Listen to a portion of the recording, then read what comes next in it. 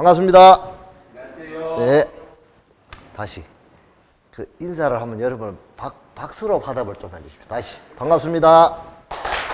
네, 고맙습니다. 모든 시간에 다 그렇게 해주세요. 네. 자, 제가 지난번에 우리가 이제 도시개발법하고 정비법을 이제 남겨놓고 갔는데, 그거는 지금 건축법을 하고 있으니까 건축법을 끝내고 주택법 끝내고 다시 돌아와서 개발법, 정비법도 이렇게 해주고 그렇게 마무리 짓겠습니다. 알겠죠?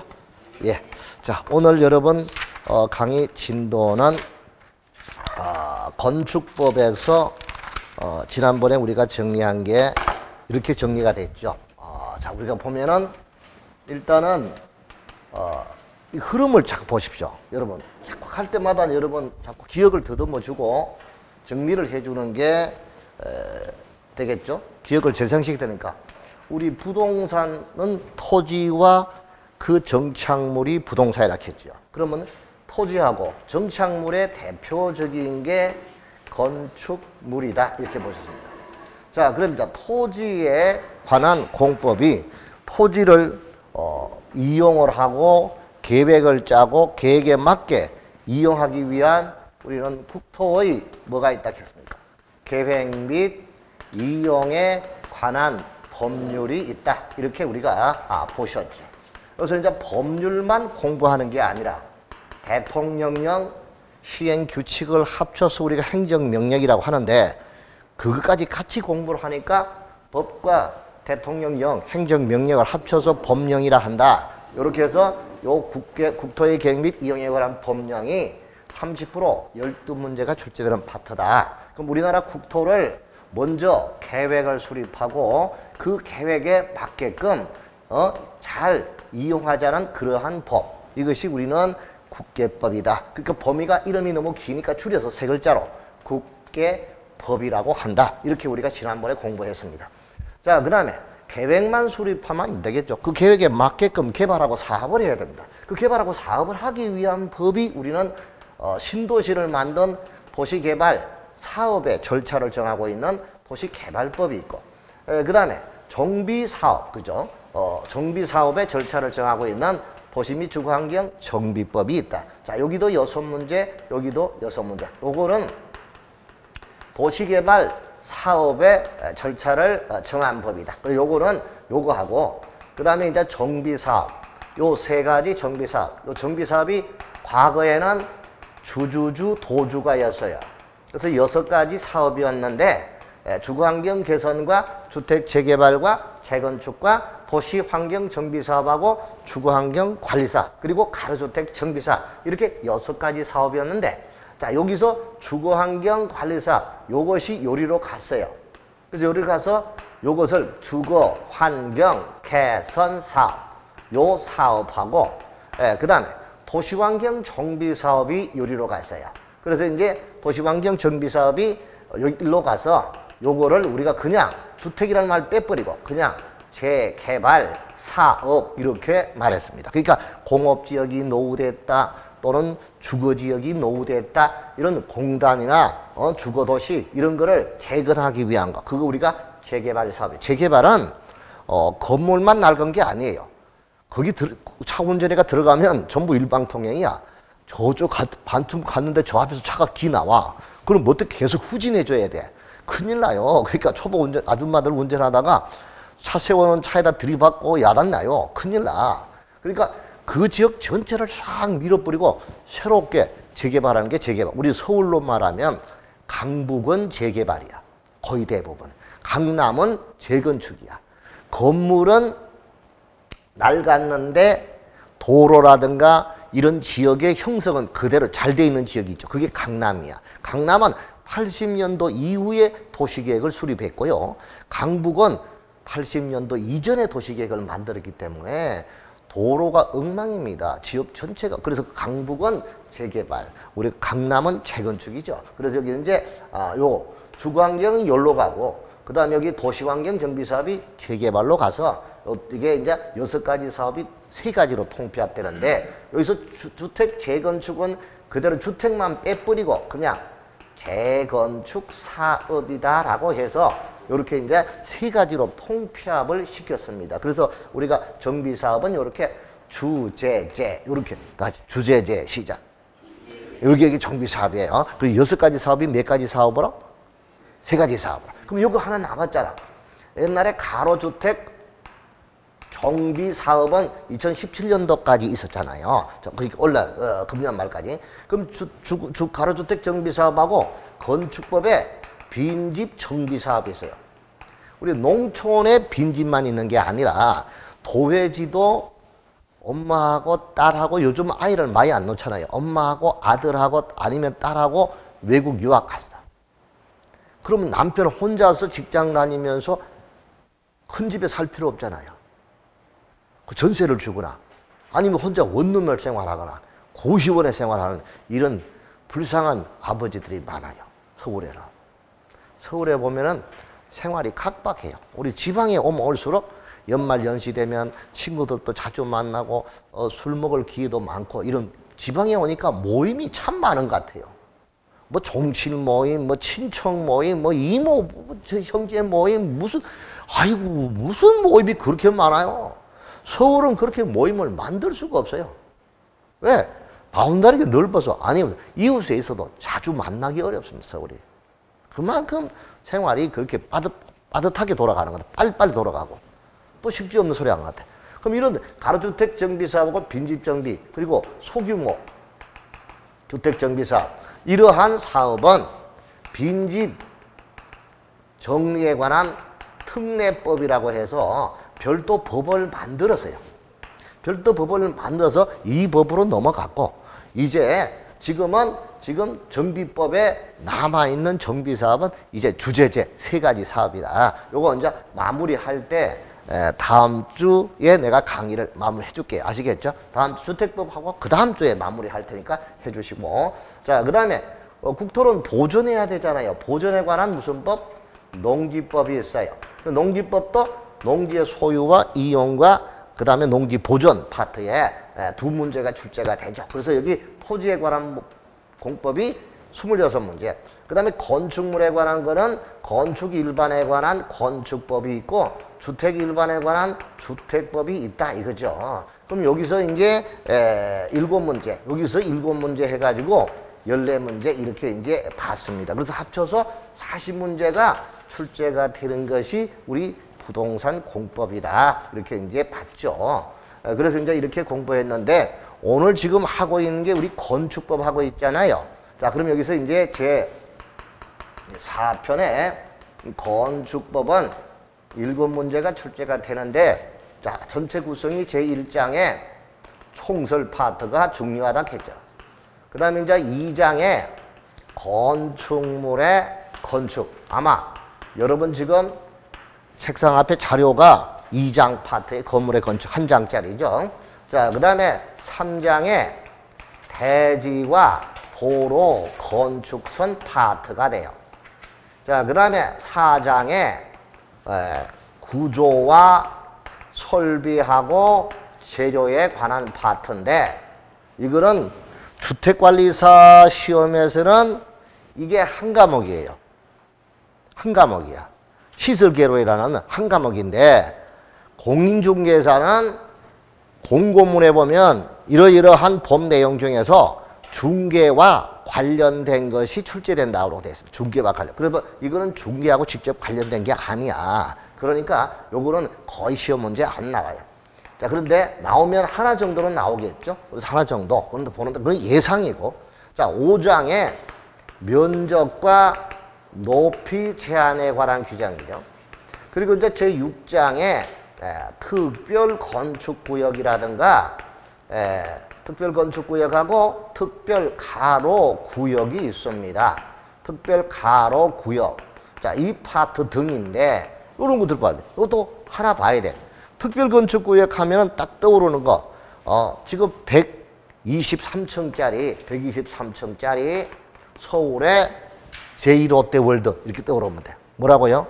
제1롯데월드. 그럼 프랑스 파리에 가면 뭐가 있어? 에펠탑 있잖아요. 파리. 개선문 에펠탑. 그럼 이런 게 특별한 건축이야. 그럼 우리 그거 보러 관광하러 파리까지 가잖아요. 맞죠? 그럼 한국에 뭐 있어요? 남산타워밖에 없어. 근데 그거 하나 보러 외국에서 그 타워는 모든 도시마다 다 있어. 세계 모든 도시. 뉴욕도 있고, 런던도 있고 다 있어요. 한마디로. 그러면 뭔가 상징되는 그런 건축물이 있어야 될 거 아이가. 대한민국 딱 떠오르면 123층짜리 이런 특별한 것. 그럼 이런 123층짜리 건물을 세우려면은 일반적인 지금까지 나와 있는 건축 법규를 갖다 붙이면은 123층을 세울 자리가 아무 데도 없어요. 우리나라 법제로 하면 무슨 말인지 알겠죠? 못 세우는 거야. 그럼 원칙대로 하면 못 세워. 못 세우니까 건폐율, 용적률, 높이 이런 기준을 뭐 해줍니까? 배제, 적용을 안 하게 한다거나 완화해 주던거나 아니면 통합 적용할 수 있도록 그래서 배제하고 완화하고 통합 적용해서 특별하게 세운 건물 그런 구역이 무슨 구역? 특별 건축구역이라 이거예요. 그게 바로 제1롯데월드 이렇게 떠오르면 돼. 아시겠죠?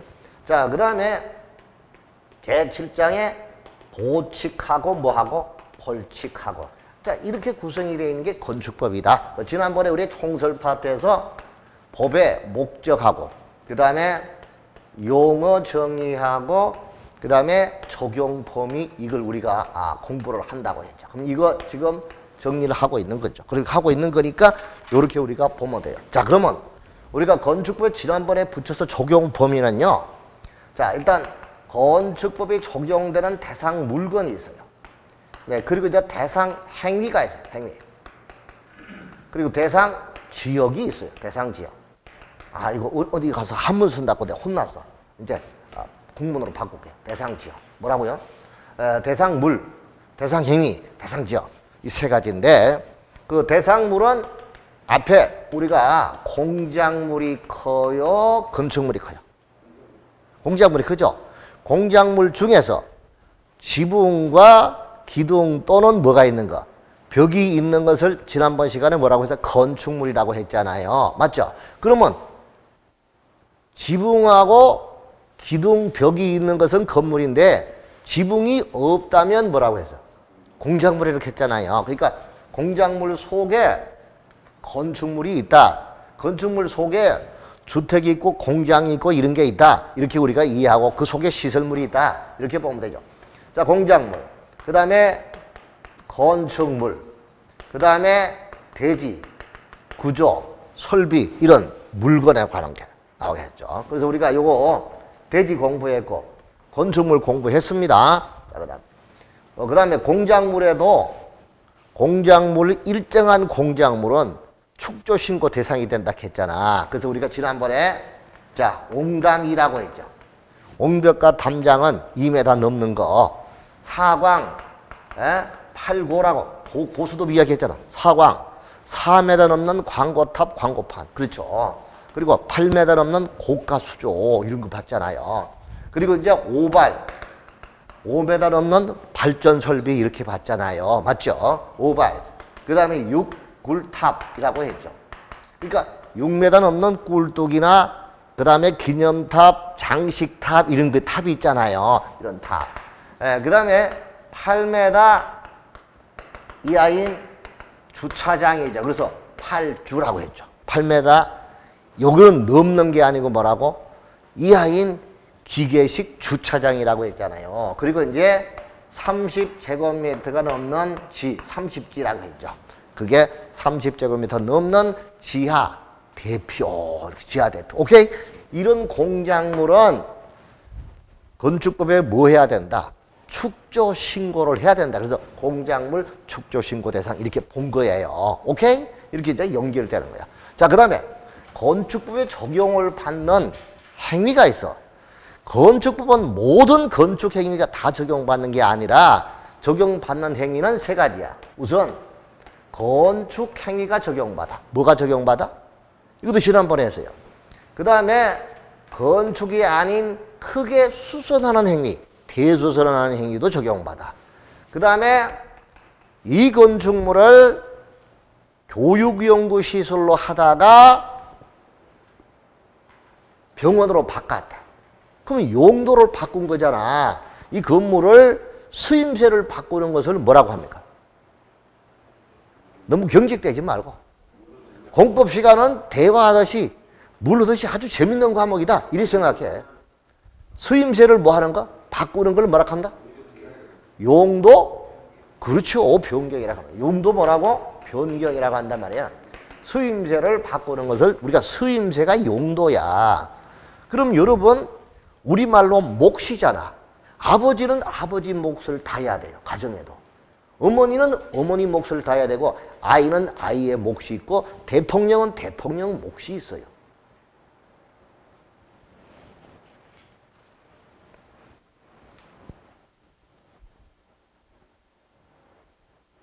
근데 내가 데리고 간 아이들이 두드려 맞는데도 가만히 있어?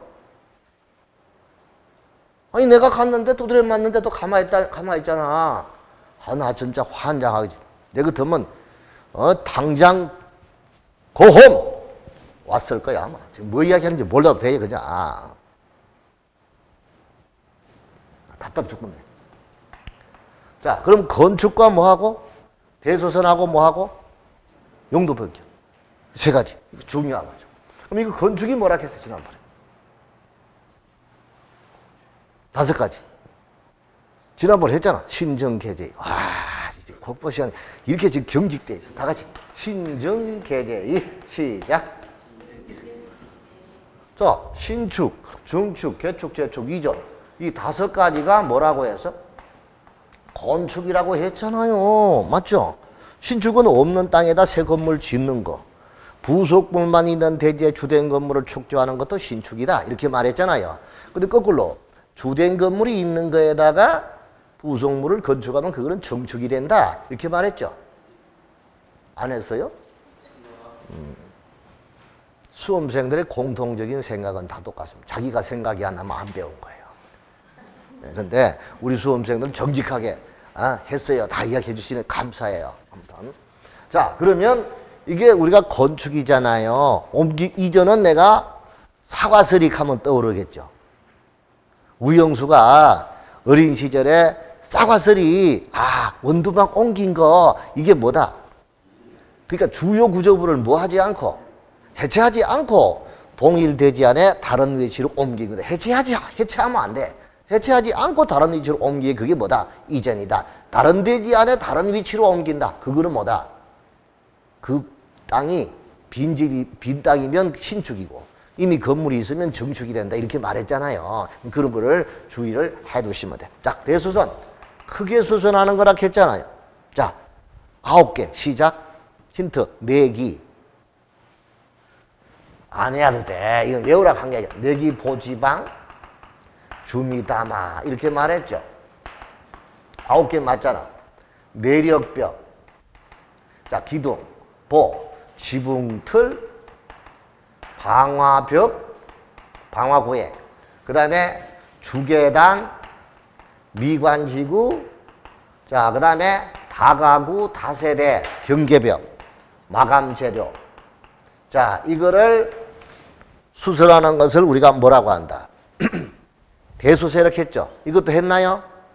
예. 그럼 여러분, 이 내기보지 4가지는 요거 구분한다 했죠. 증설과 해체는 뭐에 관계없이 규모나 크기에 상관하지 않고 무조건 대수선이 돼요. 그럼 여러분 봐봐. 내력벽 1개를 증설했다. 뭐야? 그 자체로 대수선이란 말이에요. 근데 기둥 1개를 수선했다. 그 수선과 변경은 크기하고 관계 있어요. 이거는 규모하고 개수하고 상관이 있어요. 그러니까 내력벽 기둥을 1개를 수선했다. 그러면 대수선은 아니야. 몇 개 이상 수선해야 돼? 3개 이상을 수선해야 대수선이 된다고요. 무슨 뜻인지 알았죠? 여기는 개수하고 규모하고 관계에 있어. 그 내력벽을 10제곱미터 수선했다. 이거 대수선 아니야. 그런데 내력벽을 1개를 증설했다. 아니면 10제곱미터를 증설했다. 그럼 증설과 해체는 면적과 크기에 상관없이 무조건 대수선이야. 그런데 내력벽 5제곱미터 아니면 10제곱미터를 수선했다. 그거는 대수선은 아니란 말이야. 몇 제곱미터 이상? 30제곱미터 이상. 수선과 변경은 30제곱미터가 돼야 되고 개수는 3개 이상이 돼야 되고 각각 3개 이상이라 이 뜻이야. 무슨 뜻인지 알았죠? 그럼 이런 거를 우리가 대수선. 자, 내기보지방 주미담아 시작.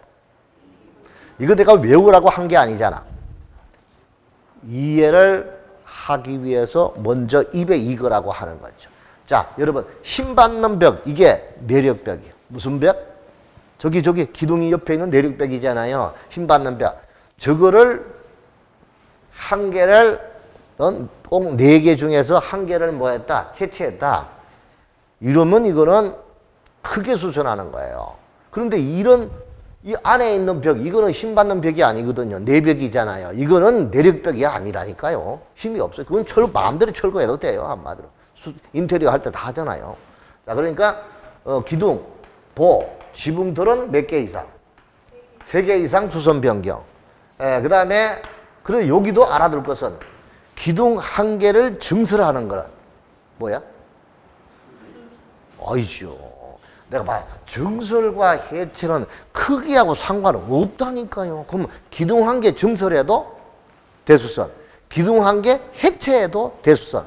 근데 기둥 한 개를 수선하면 그거는 그냥 수선이야. 대수선이 아니라. 몇 개 이상? 그렇죠. 3개 이상. 이제 감을 좀 다 봤어요. 이렇게 재밌어요. 그 다음에 이제 지난번에 요거 하다가 말했잖아요. 쓰임새를 바꾸는 거. 우리 건축법의 용도는 1번 단독주택에서부터 29번 야영장 시설까지. 무슨 시설?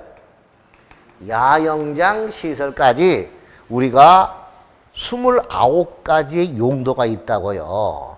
그런데 그 29가지 용도가 있는데 그 중에서 29가지 중에서 비슷한 것끼리 묶어놓은 시설군이 있어. 그 시설군이 9개 시설군, 무리군자잖아. 9개 시설군이 있다고요. 그 9개 시설군이 뭐냐 이거지. 그 9개 시설군을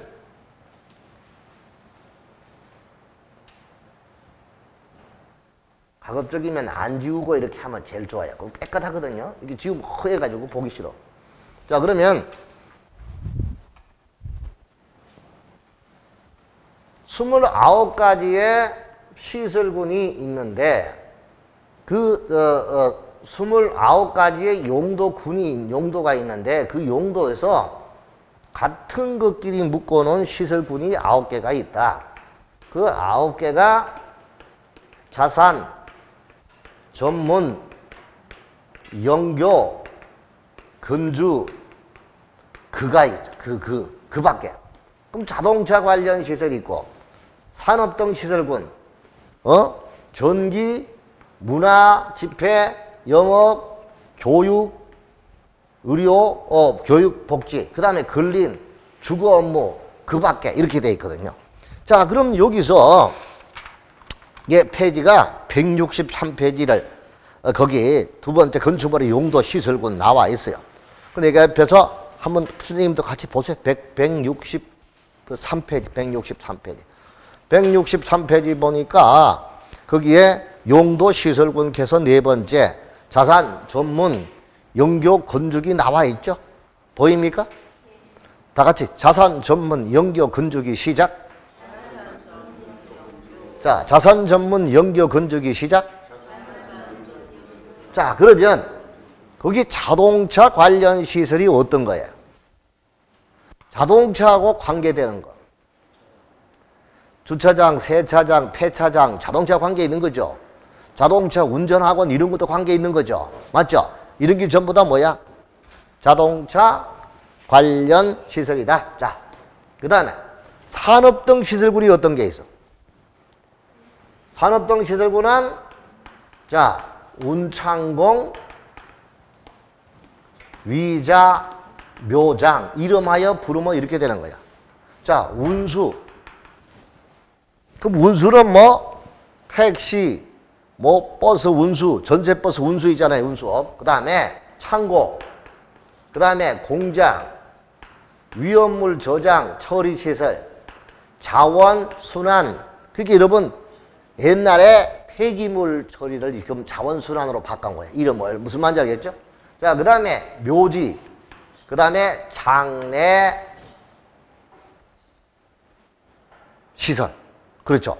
이렇게 해 가지고 우리가 여기서 산업등 시설부는 이렇게 둘, 넷, 여섯, 일곱 개예요. 그럼 이것도 여러분 처음이 우리가 모든 걸 공부할 때는 처음이 두렵습니다. 그런데 시작이 반입니다. 그 두려움을 떨쳐내는 게 곧 반이라는 거예요. 그러면 공부를 좀 이제 시작을 여러분 시작했잖아요. 이제 여러분 시작했으니까 저는 이제 여러분한테 주문을 거는 거는 처음처럼 이런 말을 하고 싶어요. 시작은 했잖아요. 반을 했어요. 그러니까 늘 시작할 때 그 설레임, 그 마음으로 했으면 좋겠다. 결혼 생활도 마찬가지예요. 처음에 남녀가 연애가 결혼을 했다. 서른을 받던 그때 얼마나 짜릿짜릿하고 기분이 설레입니까? 그 기분을 40년, 30년 이렇게 살면서 지금도 그걸 유지하고 살아가면 그 사람은 부부가 참 성공적으로 잘 살고 있는 거예요. 여러분 얼굴 보면 다 그렇게 잘 살고 있는 것 같아요. 저 한번 보십시오. 그렇게 잘 사는 것 같아요? 아, 감사합니다. 아이고 고맙습니다. 비록 그렇지 않다 하더라도. 자, 여러분. 그럼 이렇게 역사적으로 크게 공을 세우신 분한테 우리가 호를 주잖아요. 충무공, 이순신 이렇게 하잖아요. 그리고 그런 분들은 우리나라를 위해서 많은 일을 했으니까 공을 세우셨으니까 그분들의 묘소와 이 위패 이런 거를 잘 모셔주잖아요. 후배들이. 맞죠? 근데 그것도 지금 안 하고 쓸쓸히 묻혀있는 사람도 많아요. 그 얼마 전에 봐봐요. 그 천안함 폭침 사건 무슨 또 어디 가서 총 맞은 사건 이래가지고 치료비도 제대로 국가에서 안 해줬다고 어디 가던데 이제 해주기로 했다 하는데 그런 걸 좀 담당하시는 분들 좀 알아가지고 좀 이렇게 해주면 안 되나요? 어서 오세요. 나 그렇게 좀 안타까워요. 한마디로. 지금 자 새로 오신 분들 어서 오세요. 다 같이 운창공 위자 묘장 시작. 그러니까 충무공 하듯이 다 같이 운창공. 그럼 그런 분의 위패를 묘를 잘 모시고 후손들이 관리해 줘야 돼요. 다 같이 운창공 위자 묘장. 자, 운수시설, 창고, 공장, 위험물 저장, 자연순환, 자원순환, 묘지, 장례시설. 지금은 장례식장이라고 안 합니다. 뭐라고 해요? 장례시설이라고 해요. 장례시설이 두 가지예요. 사람이 죽었을 때 화장하는 그런 시설을 장례식장이라고 합니다. 그 다음에 집에 애완동물 키우시죠? 반려견 죽었을 때 화장하는 그것을 우리가 동물 전용 장례식장이라고 합니다. 이 둘을 묶어서 우리가 장례시설이라고 합니다. 뭐라고 한다고요? 지금은 개팔자가 상팔자라 하는 말은 벌써 20년 전의 얘기예요. 내가 강의하다가요. 오후에 다른 수업이 다른데 수업이 있는 거야. 그래서 택시를 급히 타려고 하니까 합승을 했어. 합승하니까 예쁜 우리 사모님이 큰 박스에다가 쇼핑백에다가 뭘 들고 가는데 빛이 이만한 빛이 있는 거야. 머리빛 있는 빛이 있잖아요. 그래서 내가 그게 궁금해서 내가 뒷좌석에 앉고 그분이 앞좌석에 앉았는데 사모님 그 빛이 무슨 빛이에요? 우리 집에 또순이 빛이래요. 또순이가 누구냐고. 걔래. 얼마 줬어요? 궁금한 건 못 참거든. 2만 원 줬대요. 그럼 나는 내가 빛 하나 사는데 1,000원만 하면 사는데 어떻게 개빚은 2만 원이나 하냐고요. 그게 20년 전에 얘기라니까. 그래서 아하 개팔자가 상팔자구나. 난 그때 느낀 거야 지금. 지금은 말할 것도 없어요 지금. 뭐 얘기하고 있는 거야. 그러니까 사람이 죽으면은 그 지역에 거주하는 사람은 돈 얼마 안 들어요. 화장하는데. 근데 동물 화장시키고 장례시키고 묘 만드는데 거진 100만 원 더 들어요. 한마디로. 이게 되겠나 이게 한마디로. 그리고 엄마 죽었을 때는 3일만 그저 우는 척만 해요. 솔직히 이야기할게요. 근데 개 죽었을 때는 1년 내내 우울증에 걸려 살아요. 이래 되겠냐 이게 내 말은. 표정들이 없어요? 자, 어쨌든 간에 운장공, 위자, 묘장 시작. 이런 거는 산업시설군에 속합니다. 오케이? 자, 그 다음에 전기는 방발이야. 이름하야. 적을 필요도 없어. 그거 다 있는 거니까. 방송통신과 발전설비. 그 다음에 이제 문화집회잖아요. 문화집회를 문종위관입니다. 자, 문화집회 한번 해봐. 종교, 위락, 뭐라고? 관광, 휴게시설. 오케이? 관광, 휴게시설. 자, 그 다음에 영업시설이죠. 영, 판, 운, 숙, 다. 판운, 숙, 다.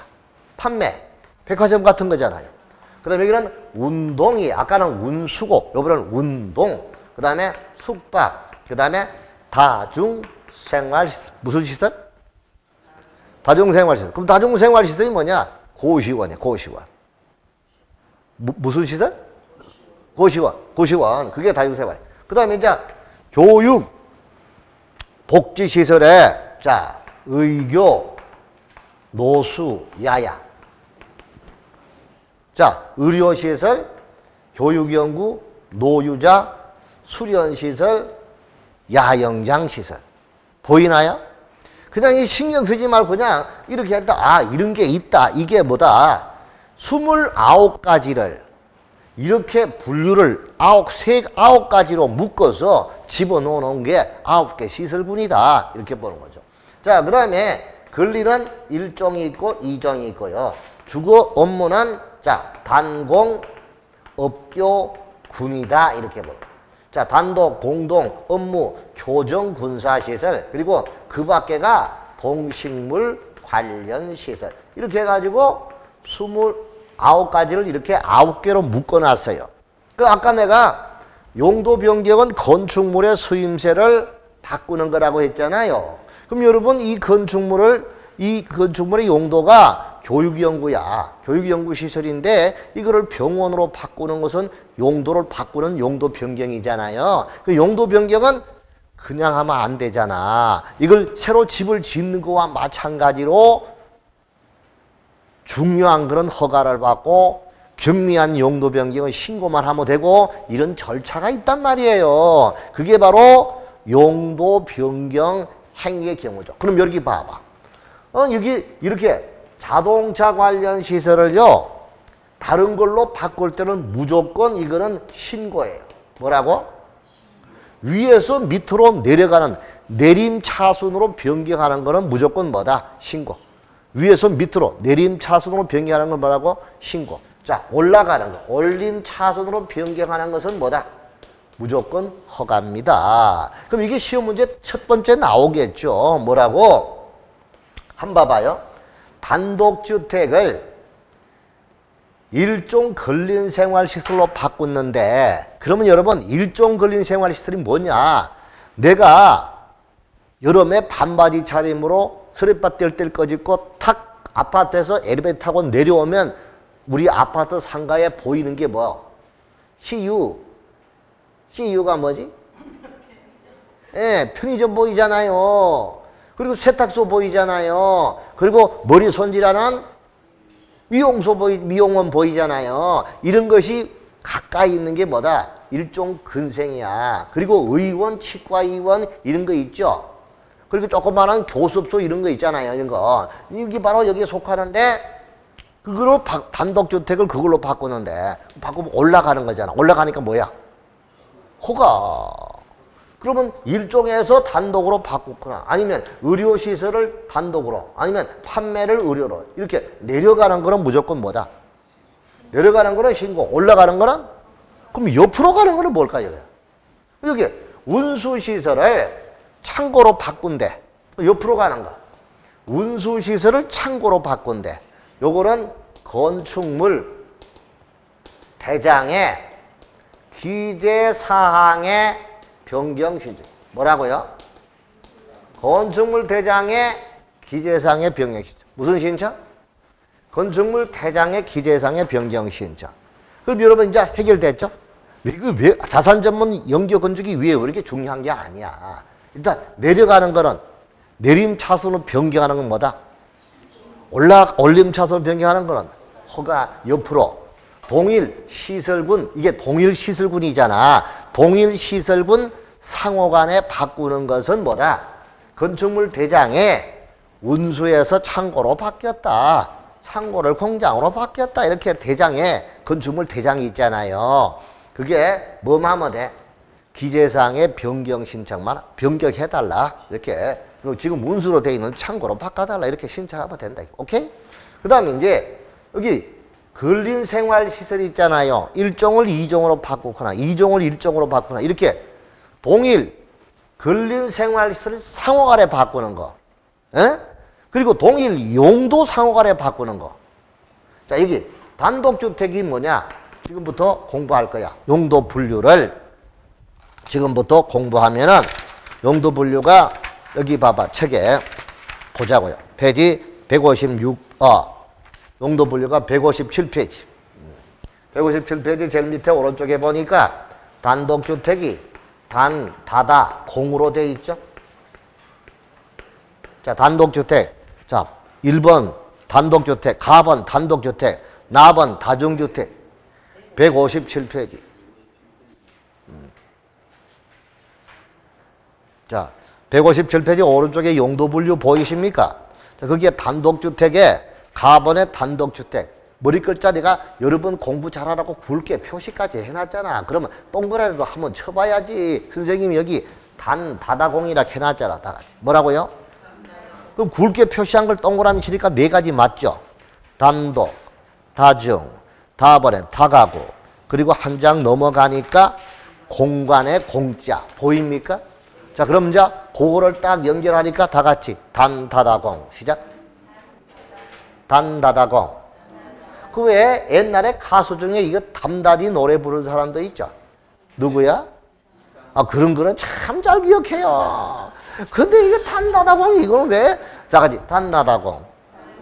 아, 좋아요. 자, 그럼 단독주택이잖아. 그럼 우리가 살고 있는 순수 단독주택을 말하는 거예요. 이건 말할 거 없잖아요. 그 다음에 이제 다중주택이 있어요. 무슨 주택? 그럼 여러 다중, 여러 사람이 기거하는 주택이다 이거잖아요. 그럼 이제 다중주택은 옆에다가 뭐라고 한번 적어봐. 요 다음에 요건을 모두 갖춘 주택이라고 돼 있잖아요. 그죠? 요건을 모두 갖추라고 돼 있죠. 그 요건이 세 가지가 있잖아요. 아, 그래요? 안 그래요? 여러분 봐봐. 법에는, 이리 봐요.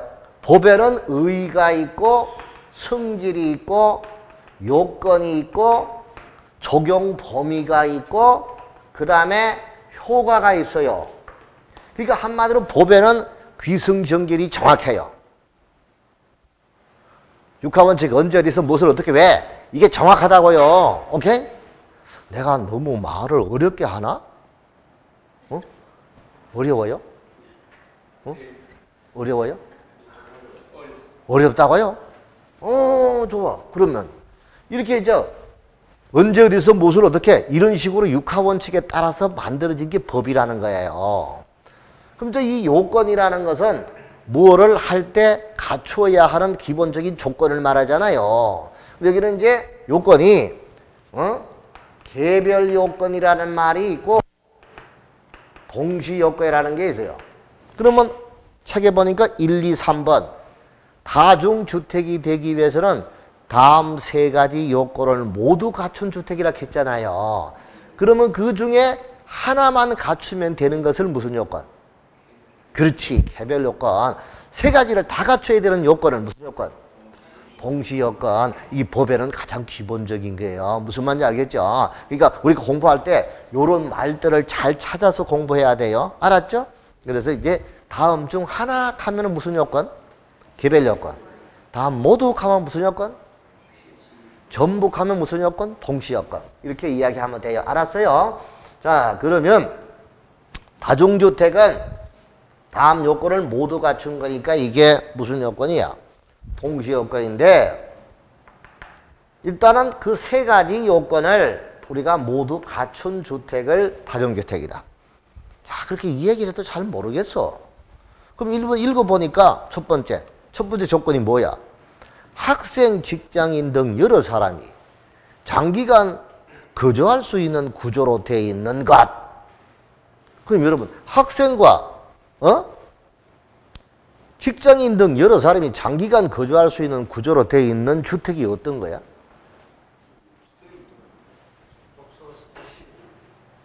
그냥 대형 하숙집이라고 해. 무슨 방? 하숙방이라고 생각해봐요. 하숙집. 그 하숙집은 고대 앞에, 서울대학교 앞에 하숙집 많이 치잖아요. 경대 앞에, 영대 앞에, 그죠? 그럼 그것도 학생만. 예? 오피스텔은 별도의 개념이에요. 예, 예. 그거는 이제 준주택이에요. 그건 주택이 아니에요. 준주택이에요. 주택에 준하는 거예요. 자, 그 조금 이따 주택법에서 배울 거고요. 자, 그러면 대형 하숙방이라고 적어봐요. 무슨 방? 그럼 옛날에 하숙을 쳐보신 분 손 들어봐요. 저는 서울에 가서 공부한다고 대구 놈이요. 하숙을 처음에 두 번을 한 30달을 하숙을 했어요. 그런데 어머님이 그 칠성시장 가서 뭐 과거에 가난한 거는 죄가 아니잖아요. 그 불로동에 제가 태어난 곳이 입석동이거든요. 그 K2 앞에 거기 우리 토마토 밭이 있었고 배추 밭이 있어요. 그 배추를 나가지고 다라에다가 담아가 칠성시장에서 내다 파시고 이래가지고 저는 유복자니까 어머니가 그렇게 고생했어요. 그래서 이제 하숙비를 올려줬을 거 아닙니까? 처음 한두 달은 잘 올라왔어요.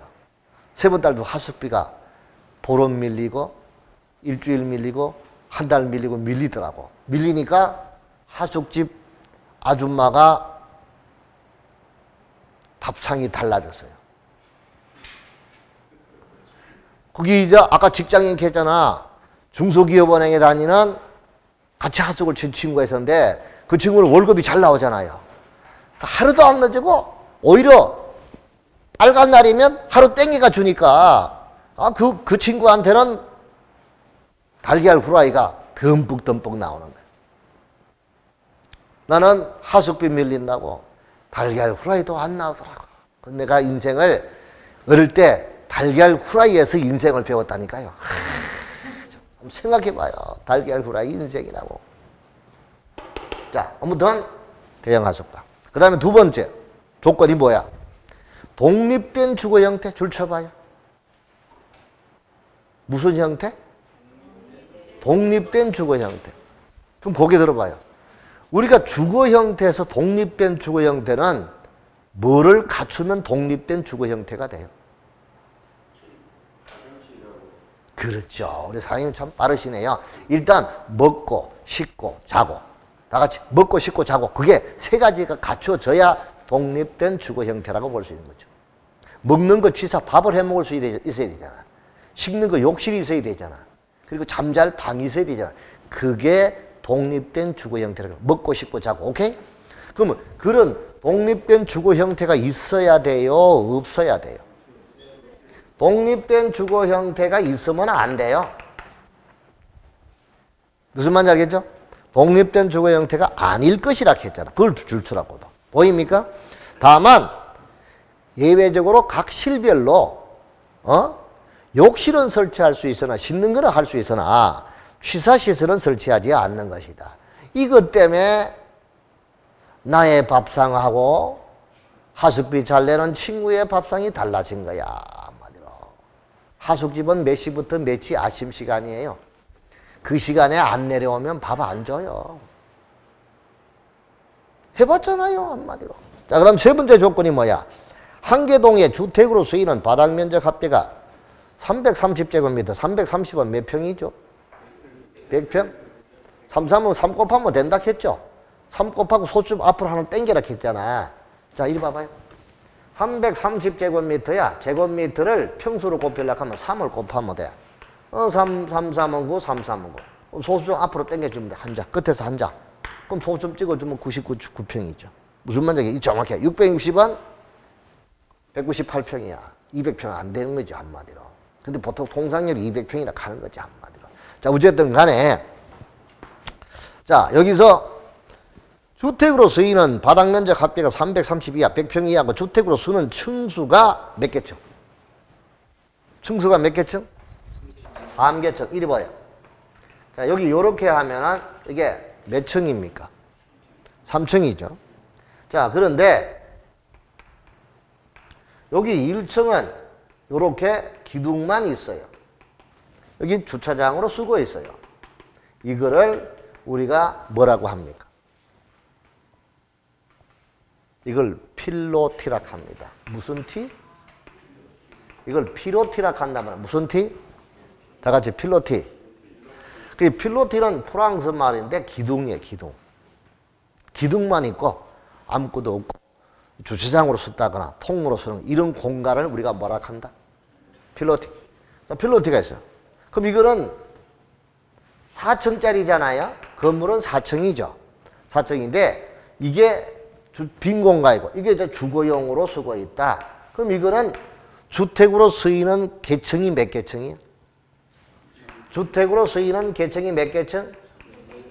3층이 아니고 3개층이라는 거죠. 4층 중에서 몇 개층이? 3개층이 주택으로 쓴다 이거죠. 그러니까 이때는 3층이라는 말을 안 쓰고 몇 개층? 3개층이라고 말을 쓰는 거죠. 오케이? 자, 그럼 이거는 4층짜리인데 주택으로 쓰이는 게 몇 개층? 3개층. 요 세 가지 조건을 모두 갖추면은 무슨 주택이 돼요?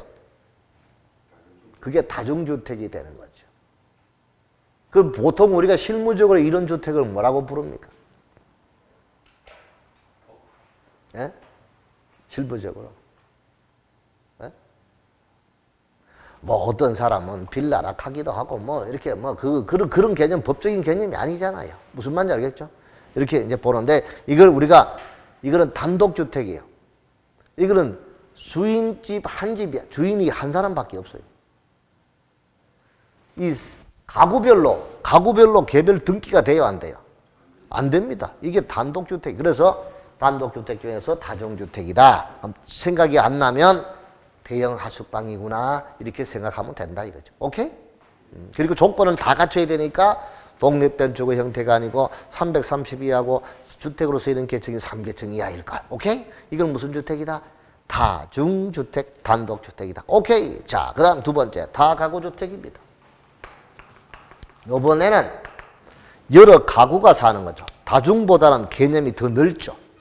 더 넓잖아요. 여러 가구니까. 자, 이 다가구는 다음 요건을 모두 갖춘 주택인데 공동주택이 아닌 것이 다가구다. 주택으로 쓰는 층수가 몇 개층? 3개층이야. 아까 다중하고 똑같죠? 다만 1층 전부 일부를 필로티 구조라의 주차장으로 사용하고 나머지 부분을 주택 외의 용도로 쓰는 경우는 해당 층을 주택의 층수에서 뭐 한다? 제외를 시켜줍니다. 자, 그 다음 한계동의 주택으로 쓰는 바닥 면적의 합계가 여기는 330이 아니고 몇 평? 200평. 660제곱미터 이하니까 한 장 넘어갑니다. 158페이지 660제곱미터. 보입니까? 거기 줄 쳐두시고. 그 다음에 몇 세대 이하가? 19세대 이하가 거주할 수 있는 거. 19세대. 여기서 빨간색으로 펴서 19세대 이하. 몇 세대 이하?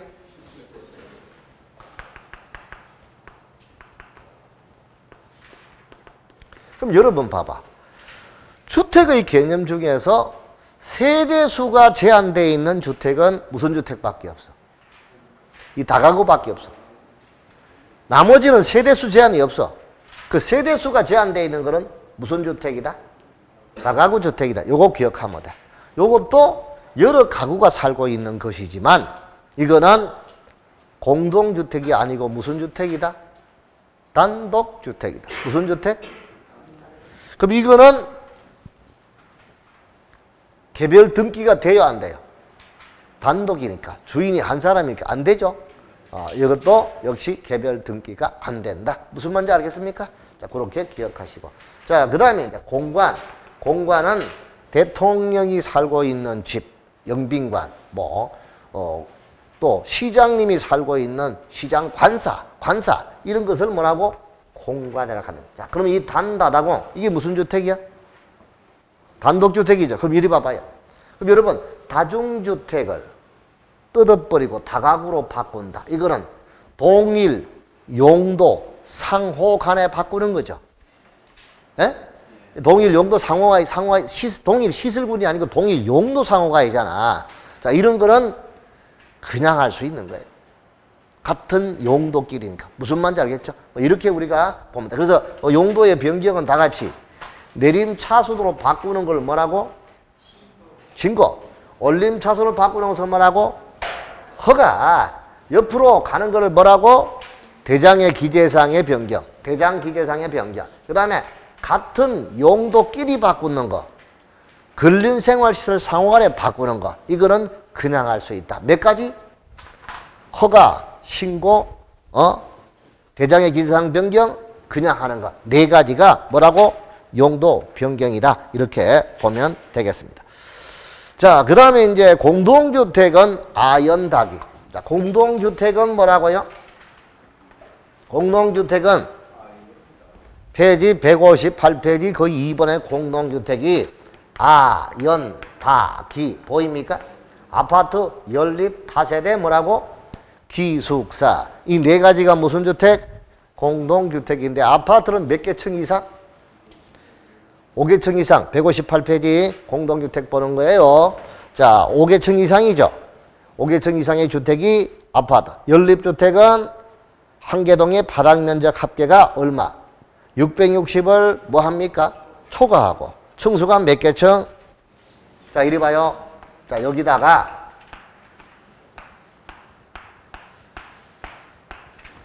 자, 여기 봐. 여기가 필로트야. 이걸 주차장으로 쓰고 있어. 그럼 이거 이제 요렇게 해서 6세대가 살고 있다. 그런데 요 동에 이 건축물의 바닥 면적 합계가 660제곱미터 이하다. 자, 그럼 이거는 무슨 주택이에요? 무슨 주택? 단독주택이 뭔데요? 다가구주택이 되겠죠. 오케이? 자, 그 다음에 여기다가 하나가 더 올라갔어요. 근데 660이 이하예요.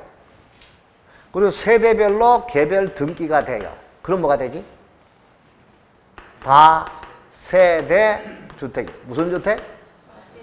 그 다세대 주택은 공동주택이고 다가구 주택은 단독주택이다. 무슨 뜻인지 알았죠? 그럼 한 층 더 올라갔어요. 이게 주택으로 쓰이는 계층이 5개 층이에요. 그럼 이건 뭐가 되죠? 아파트잖아요. 맞죠? 그 다음 이제 요 4계층까지인데 660을 초과한대요. 뭐 한다? 초과한다. 그러면 동당 건축물의 바닥 면적 620을 초과하게 되면은 4계층 이하다. 그러면 또 다세대가 아니고 뭐야? 연립주택이다. 무슨 주택? 연립주택. 이해됩니까? 자, 그러면 여기는 우리가 요렇게 한번 말을 만들어 볼까요? 다 같이. 연초 이하다. 시작. 자, 그럼 여기 아연닭이 연초 이하다. 아연닭이 연초 이하다. 그럼 연립은 뭐다? 초과. 연립은 뭐라고? 660을 초과하고 다세대는 뭐라고? 660제곱미터 이하라 이 뜻이야. 연초 이하다. 그 처음은 원래 이거 지금 암기하는 식으로 가르친다고 어떤 놈이 또 엉뚱한 소리 하는 사람이 있을 거야, 아마. 근데 입에 익으라고 얘기하는 거지 암기하도록 하는 거 아니에요. 이걸 5번 되풀이해요. 그러면 저절로 이해가 돼. 내가 이해를 시켜주고 또 입에 익도록 해주니까 반복해서 하면은 다 저절로 돼요. 자, 연초 이하다. 시작. 12번 뭐다? 초가. 다세대는 뭐다? 이하. 연초 이하다. 무슨 뜻인지 알았죠? 이렇게 보고. 자, 그 다음에 3번에 일종 근린 생활이 있습니다. 여러분, 일종 근린은 가까이 있는 거예요. 자, 그럼 이 가번에 식품, 잡화, 의류, 완구, 서적, 건축자재, 의약품, 의료기기 등 일용품을 판매하는 판매 소매점, 그 소매점에 동그라미. 판매하는 무슨 점? 소매점. 그리고 제일 끝에 1000제곱미터 미만인 거 거기만 줄죠. 온 동 다 줄치지 말고 포인트만 되는 거. 소매점 1000제곱미터 미만. 줄쳤나요? 가벌에 페이지 158페이지 가번 일종 근린의 가번에 두 번째 줄에 소매점 그리고 세 번째 줄에 1000제곱미터 미만 거기만 줄쳐라니까요. 쳤어요? 네. 자, 그럼 휴게 음식점에 동그라미. 이 나와보네. 그리고 바닥면적 합계 300제곱미터 미만. 동그라미 칠 것도 없어. 칠 거는 내가 굵게 표시해 놨으니까. 제가 아주 신경쓰가 만들었잖아요. 한마디로. 공부 좀 하고 나면 아따 이거 참 성격 되게 꼼꼼하네. 이렇게 할 수 있을 거야. 아마 지금은 아이고 뭐 이래 많아. 어디 있는 거야. 지금 몇째 줄에 있는 거야. 이거 못 찾아. 한마디로. 자, 그러면 휴게 음식점하고 300제곱미터 미만 보입니까? 자, 지난번에도 이야기 한번 했어. 이리 봐봐요. 음식점이 휴게 음식점이 있고요. 그 다음에 일반 음식점이 있고 그 다음에 유흥 음식점이 있어요. 휴게 음식점은 어떤 거냐? 이거는 문자 그대로 음식만 파는 거야. 절대 뭐는 못 팔아. 술은 팔 수 없는 것이 휴게 음식점. 그러면 커피 음식이잖아. 전문점.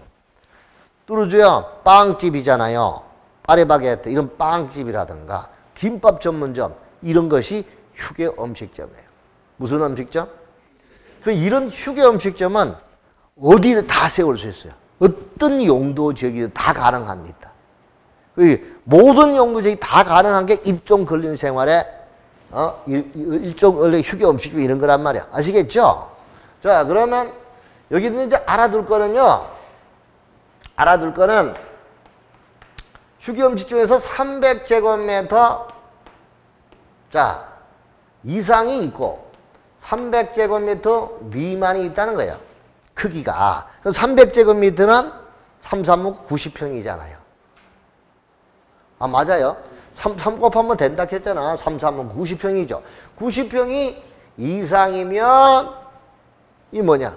90평 이상이면 2종 근생입니다. 몇 종 근생이라고? 2종 근린생활시설이고 300제곱미터 미만이면 1종 근린생활시설이다. 그럼 여기 몇 제곱미터 미만 돼 있어?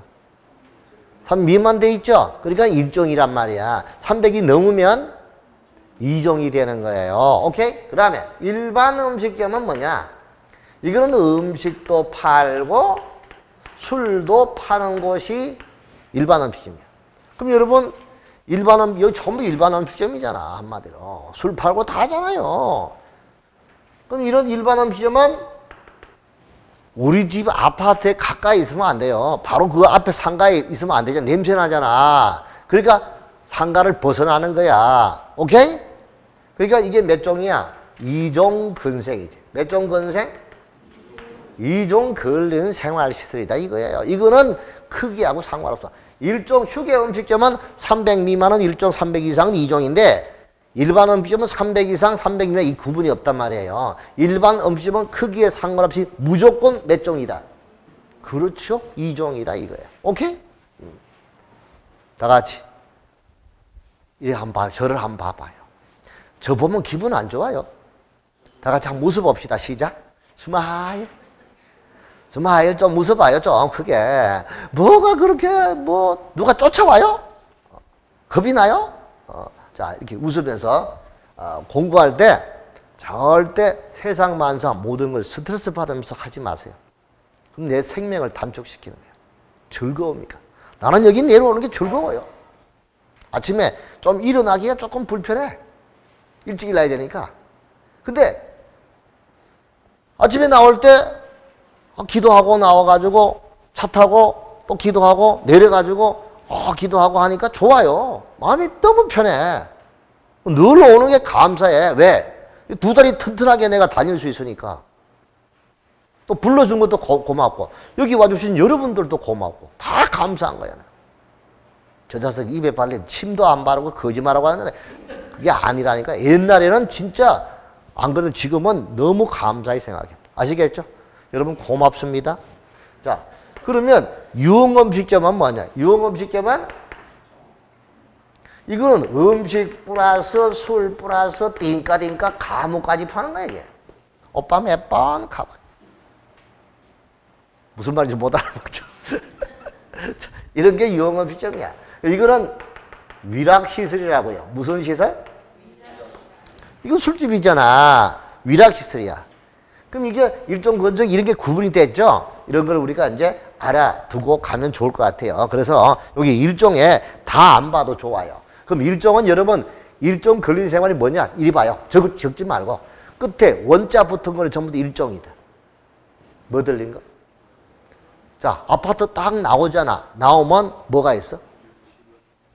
세탁소. 아까 CU. 이발소, 미용소. 그죠? 거기다가, 아까 소매점 1000제곱미터 미만 다 나오잖아. 맞죠? 그 일종이라고 했잖아. 그 다음에 이제 의원, 치과의원, 한의원, 접골원 다 원자 들렸잖아. 그 다음에, 또 뭐 있어? 안마원.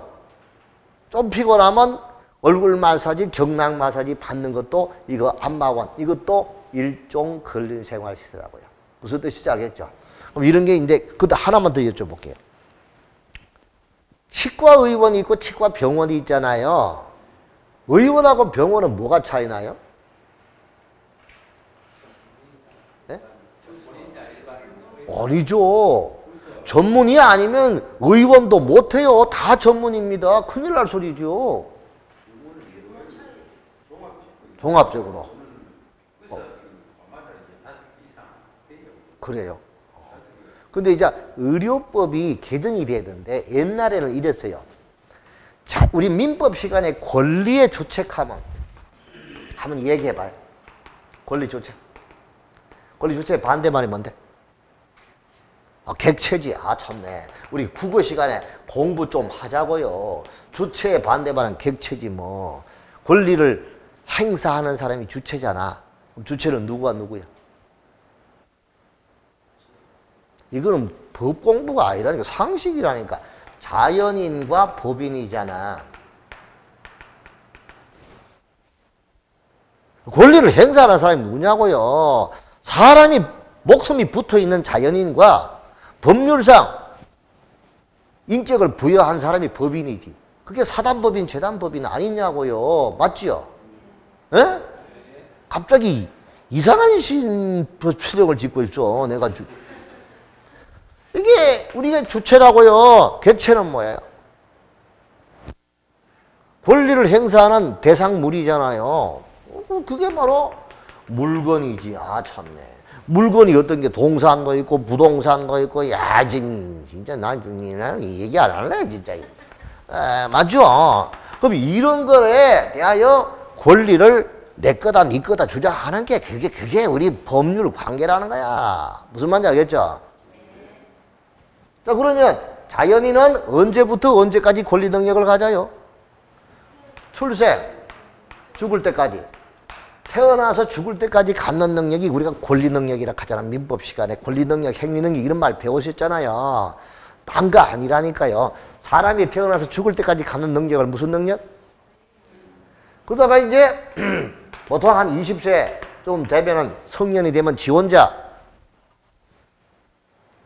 법률행위를 할 수 있죠. 혼자 법률행위를 할 수 있는 능력을 행위 능력이라 하는 거야. 무슨 능력? 맞잖아요. 그럼 여러분 10살 먹은 놈이 아파트 매매 청약에 의사표시를 했다. 그러면 팔았다. 그 법률 효과 발생해요? 안 하잖아. 시금머리 없는 놈인데. 시금머리 없는 놈이 뭐지? 아, 미성년자지. 아, 참네.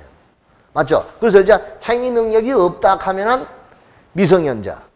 옛날에 금지산자, 한정지산자 하잖아요. 그게 이제 이름이 금지산자가 법정 뭐로 바뀌었어요? 후견이 있는 제도로 바뀌었잖아, 한마디로. 무슨 말인지 알겠죠? 이렇게 우리가 이제 볼 수 있는 거죠. 법인은 사단법인, 재단법인. 지금 뭐 얘기하다가 지금 엉뚱한 소리 하고 있었어, 지금. 그럼 여기서 옛날에는 치과의원은 개인이 하는 거야. 자연인이 하는 거야. 뭐, 자연인이 했다고요?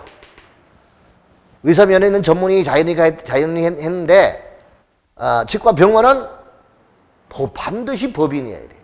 지금도 그거랑 똑같아요. 개인이 병원은 할 수가 없어요. 법인. 다 무슨 병원이 있잖아요. 서울에 강남에. 차병원이 있잖아요. 그것도 자기 이름만 붙였지. 그 양반도 한 달에 월급을 받아가요. 법인 소속이니까. 이름만 자기 이름 걸어놓은 거야. 자연인이 아니고 법인이라고요. 무슨 말인지 알겠죠? 병원이란 말이야. 그리고 이제 아까 선생님 말씀하신 대로 과가 여러 과, 베드 수가, 침대, 입원실이 여러 개, 몇 개 이상 이게 다 기준이 있어. 그 기준에 한 게 병원이고 그렇지 않은 것은 의원이다. 그래서 의원은 일종, 병원은 의료시설이야. 무슨 시설? 그럼 치과의원은? 근린이잖아요. 일종이잖아. 치과병원은? 의료시설이라고요. 무슨 말인지 알겠죠? 그럼 선생님 아까 말씀하신 여러 과가 있어야 되는 게 그거는 종합이고 종합병원이고 무슨 말인지 알겠죠? 치과만 해도 법인이 하고 이렇게 빼도 수가 많은 거는 우리가 뭐다? 병원이다, 의료시설이다 이렇게 이야기하는 거. 아시겠죠? 아, 좋아요. 그럼 이제 그런 걸 보는데 그래서 일단은 여러분 끝에 원자 들린 거 그리고 내가 아파트에서 나와서 가까이 트레파 끌고 다닐 수 있는 그 주변에 있는 것들은 전부 다 몇 종이다? 일종 근생으로 보면 돼. 오케이?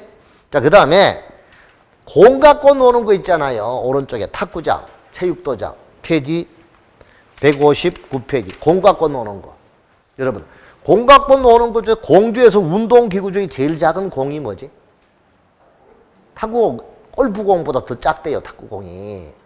그 탁구공 갖고 공 갖고 노는 것 중에서 500제곱미터 미만인 것이 이게 몇 종이냐고요? 일종이라고 일종. 무슨 말인지 알겠죠? 그 유일하게 그거 알아두시고. 자, 그 다음에 공공도서관 변전소 있는데 자본의 동그라미. 자본은 알아야 돼. 자본은 시험 문제 나올 만해. 금융업소, 사무소, 부동산 중개사무소 크게 굵게 해놨잖아. 페이지 159페이지 3번 제일 위에 일종 근린생활의 제일 마지막에 자본이라고요. 왜 못 찾아? 159페이지 첫 번째 칸에 자본. 금융업소, 사무소, 부동산 중개사무소 보여 안 보여? 거기서 부동산 바닥 면적 합계가 얼마야? 30제곱미터 미만인 거. 그게 몇 종이라고? 일종 근생. 이거 알아야 된다고요, 여러분. 우리 아파트 상가에 30제곱미터 그러면 9평이잖아요. 3, 3은 9지니까 9평이잖아. 상가에, 아파트 상가에 있는 5평짜리, 4평짜리 부동산 중에 사무실 많잖아. 그거는 몇 종? 그러면 우리 상가에 금융기기 돈 빼고 박는 거 금융 그 실익이 있잖아요. 그거 한 6대, 7대 세우는 그런 작은 금융업소. 그것도 일종 근생이라고요. 네, 아주 스님은 참 공부를 빨리 하십니다. 맞습니다. 그걸 내 이야기하려고 합니다. 그러면 30제곱미터 미만까지는 뭐라고? 일종이란 말이야. 그럼 30이 넘고 500제곱미터 미만까지. 그거는 2종 근린 생활입니다. 몇 종 근린? 그럼 500이 넘는 거는 뭐냐? 일반 업무 시설이다. 무슨 업무? 그럼 일단 다른 거 보지 말고 중개사무소만 보자. 30 미만이다. 빨리빨리. 30에서 500 미만. 500 이상. 일반 업무라 했잖아. 무슨 업무? 일반 업무시설. 일반 그거하고 똑같다. 무슨 말인지 알겠죠? 이거는 우리가 알아야 될까 몰라야 될까? 이 정도는 알아야 돼. 내가 이 얘기하는 거는 꼭 알아두시기 바랍니다. 알았죠? 자, 그럼 여기까지 해놓고 너무 길게 하니까 조금 쉬었다가 하겠습니다. 오케이? 예.